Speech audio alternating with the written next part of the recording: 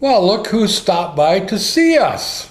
Hi, I'm Sarah Striemer. I'm the principal at St. John Vianney. St. John Vianney, you know it very well, a very nice school, so glad you stopped by. So before we get started and learn about St. John Vianney, tell us a little bit about yourself.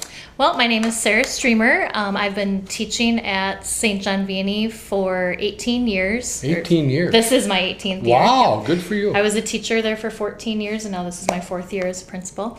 My family and I live over by Welcome. Okay. My husband and I have 4 kids. Our 2 oldest boys have graduated from St. John Vianney, and they now go to MCW. And then we have twins that are going to start their 6th grade year this year. So you're busy. We are very busy. Very busy. Yes. And you're from the area originally? I grew up over by Amboy. Okay. Yep. Very good. Very good. So tell us a little bit about the school and its connection with the church. Our school is a parish school, which means that we're affiliated with St. John Vianney Church. And we're in a cluster with East Chain, Holy Family Church, and then St. Mary's in Winnebago and St. Peter and Paul's in Blue Earth. So those churches help support the school. Our school goes preschool through 6th grade. Okay. Since I've been there, we average between 80 and 100 students each year, which is really great, and we just have a lot of really good things to offer.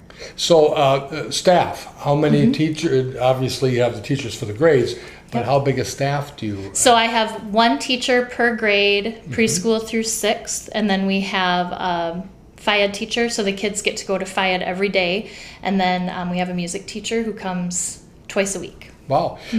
And your duties are?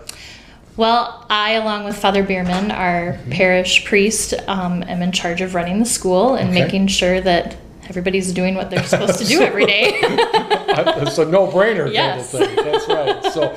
So tell us a little bit about some of the specialties of the school and why a person would want their child to go to the school. I think the biggest thing that St. John Vianney has to offer is the family feel. All of our kids know each other, whether they're in preschool or 6th grade. They all intermix all the time, whether it be with mass partners or out on the playground, seeing each other in the hallway. Sure. And they keep that connection once they leave, which is really nice. I also think that we offer a really high, vigorous academic education for our students, which is something that you can't find everywhere. Sure. We whether it's a learner that might be struggling a little bit, our teachers know how to help them learn and how to help them be a better student. And then also those students that need a little bit more of a challenge, our teachers are more than willing to help them with enrichment and activities that are going to build their knowledge base. Correct me if I'm wrong, but kind of like in the older days when you had a little more one-on-one, a little more connection, and you know everybody in your school. Right. So our classes average about 13 students per class. So there is a ton of one-on-one help with the teacher and the students. Wonderful. And what's really nice is the kids are all very close, so they help each other too. And so they're learning skills that are growing their social skills, moral skills, virtues. They're getting a really good foundation. So by the time they leave us in 6th grade, they're ready to move on to 7th grade, whether that be at the Fairmont Public High School or MCW in Sherburne. Some of our families choose to homeschool their kids, but they have that good base, so they're Wonderful. ready. So are the students mostly coming from the Catholic faith? Actually, we have a wide variety of students. Since I've been at St. John Vianney, we've had Hindu students, we've had Indian students, we've had a wide variety of faiths. We do teach the Catholic faith every day in each of our classrooms, which all of our families seem to really embrace and be happy with, just because it gives the kids a really good foundation. And we have had parents of other faiths come in to teach certain classes to just explain to our kids what their family believes, which I think is really important for all of our children to know about. So tell me where you see the school going. Is it good? Do you want it to get a lot larger? Do you like the size it is? I would always love to have more students. I think that sometimes people get a little frightened when they hear that you have to pay tuition to a school when you could go and get it free at the public school. But when parents come into our building and when they've experienced all that we have to offer, they don't want to leave. A lot of parents will say, well, we'll just stay for kindergarten because they like the idea of a small kindergarten and then we'll leave. They never leave. They always stay. That's great. It is. It's wonderful. In the future, do you see some expansion? Will it always be through the 6th grade, or what go from there? You know, I would love to increase the grades that we have to offer. At this time, before I could do that, I'd have to make sure that all of my K through 6th grades are full. Sure. Yep. Absolutely. Yep. Did you know that we have footage of things that have been shot from years ago by previous TV shows on a segment that we air once in a while? Would you like to see one of those? That would be awesome. So let's go to another episode of Martin County on TV Flashback. Where a lot of people volunteer their time just to help us out, to give you people a chance to see what goes on in Fairmont. Not just folks in the area either. The high school students that help put on the whole show. That's Media right. production class. One young man's done a couple just super stories, one being the Dredge story. Right, that's a good story, and we had actually produced, and everything was done by the students in the class, so let's take a look at that Dredge story. This is quite interesting. If we can get it. If we can get the machine to take it. This is quite interesting. I don't believe we can. Our machine is not working. Technical master working with the machine. Let's try this again. And once again, we lead in with the Dredge story, done completely by high school students from the Fairmont High School Media Productions class. Jeff, push play. I'm trying, but it isn't working. Put it in this one. It won't even come out now, though. There we go. Here Let's it goes. try this now. Let's see this Dredge story. Push play. This is what happens. This is what to do when Jenna's not around to make things go We'll well. now watch the Dredge. The Dredge story from the Fairmont Media Productions class. Have you ever wondered, what is that machine doing on Hall Lake? Ever noticed 2 men riding out there at 6 a.m. and other 2 men leaving at 10 p.m.? Well, they're involved in a dredging operation that started 30 years ago in an attempt to deepen Fairmont's chain of lakes and improve the water quality. Studies done in the 1950s showed that raw sewage was going into the lakes from homes not yet on the city sewer system and from some faulty sanitary sewers. Also, the power plant at George Lake had a water intake for the cooling of the generators that required some depth. Due to the silting in of the lake, the power plant was in jeopardy of not working. Those factors led to the city's decision to begin dredging. Community Services Director Mike Zarling explained its history. Actual dredging started in 1966 in George Lake, and we spent 66 and 67 actually dredging George Lake. 68 through 1970, Siston Lake was dredged, and then Bud Lake from 1971 through 1980. The Hall Lake project started in 82 and has been ongoing off and on since. The dredging operation is managed by consultant Jim Gansky of Sleepy Eye. He oversees a crew of 4 men who work 2 8-hour shifts. The dredging is in operation from 6 a.m. to 10 p.m. 5 days a week, April through November, or whenever the lakes are free of ice. Mr. Gansky described the dredging machine. Well, it's a rather massive piece of equipment. It's got a 480 and a 240 horse diesel engines in it. The bigger engine powers nothing but a huge pump which sucks in water at 15 to 20 inches of vacuum and converts it to a discharge pressure of 100 pounds per square inch and propels that material out into a deposit site at this time over 11,000 feet away. The site is located east of Highway 15. The sludge that is deposited is decomposed vegetation consisting of approximately 70% water and 30% mud. Its effect on the farmland?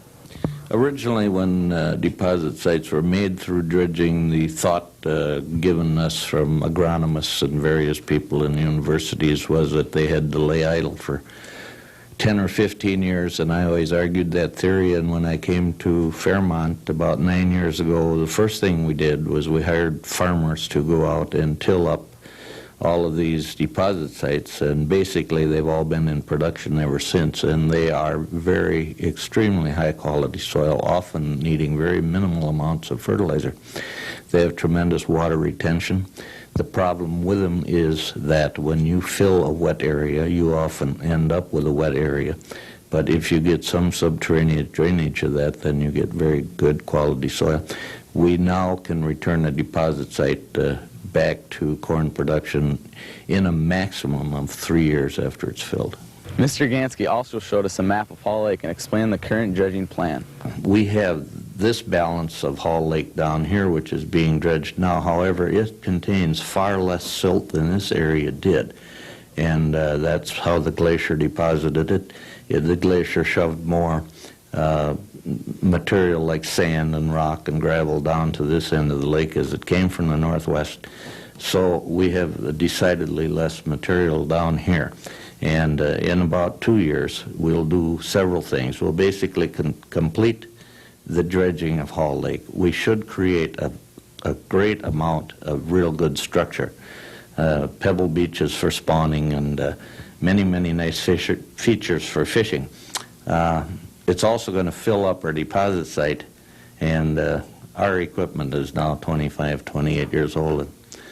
And it's kind of a battle to keep it really running. And I think at least that'll be the end of that dredge. And will that be the end of all dredging on Fairmont's chain of lakes? In the words of the Community Service Director, Mike Zarling. We're going to finish Hall Lake and complete the fill sites we have, and then I think it's probably time for the salvage yard for the existing dredge. For Focus on Fairmont, I'm Mike Olson. Martin County on TV, Flashback. Wow, I love that. That was awesome. Now, I've experienced firsthand some of the special events that have gone on in the school. Tell the folks a little bit about how that works. We have lots and lots of fun things that we do throughout the year aside from our academic learning. We start off the year with our back to school potluck, which everyone always looks forward to. That's what I've been to. The kids love to come and they get their desks ready, and then everybody comes together in the cafeteria and the gym and we share a meal. Kids use the playground, and then it's fun to see all the families, the parents getting back together, talking about summer and all those kind of things. Then in September, we also have Grandparents' Day, which is a great event. Our gym and cafeteria are usually plumb full with grandparents and their grandchildren. We also have the beginning of October, our first fundraiser of the year, which is the marathon. And the kids always look forward to that. We have a Christmas concert and a spring concert. We have tons of really fun field trips that the kids get to go on. As sixth graders, they get to go to Eagle Bluff over by Lanesboro for a 3-day trip, which nice. is Beautiful really part. a great way to end their sixth grade year. Sure. We do field day in the spring, where we start off the day with awards day for the year, and then all the classes get together out on the soccer field, and the grades are intermixed, so their team is comprised of preschoolers through sixth graders, and they just work as a team to have these fun like relay races, and it's a great way to end the year. Now you have on your I know where your property is at as far as the school. Yep. There's playgrounds and et cetera, all throughout that area, isn't there? Yeah, we have a really great playground. A few years ago, we were able to add a couple new pieces, which is really nice. And then we have a really large soccer field, which is awesome. Where do you see the school going in the future? You know, I really hope that our school will continue to grow because we have so much to offer to all of our families in our community. I know we have a ton of wonderful community support. It's amazing when I need something, it just happens. That's awesome. And it's really wonderful, the alumni support that we have at St. John Vianney, and it's a happy place, and I want to keep it that way. So if someone wanted to learn more about the school or how to become involved, how do they get a hold of you? Yes, so we can be reached by phone, by email. You can check us out on our Facebook page, and we also have a website. So all those places are great places to learn more about us. Do you take care of the website? I have a lady at church that helps me Thank with goodness. that. Yes, that's not my forte. The reason why I ask is I get it. To have somebody taking care of some of that stuff Yes, is very nice. it is, for Hey, sure. this has been great having you on and learning a little more about the school. We welcome people to check out their website, like them on Facebook, and we would like to have you come back again and keep us updated. Thank you so much. This has been a lot of fun. Thanks for coming.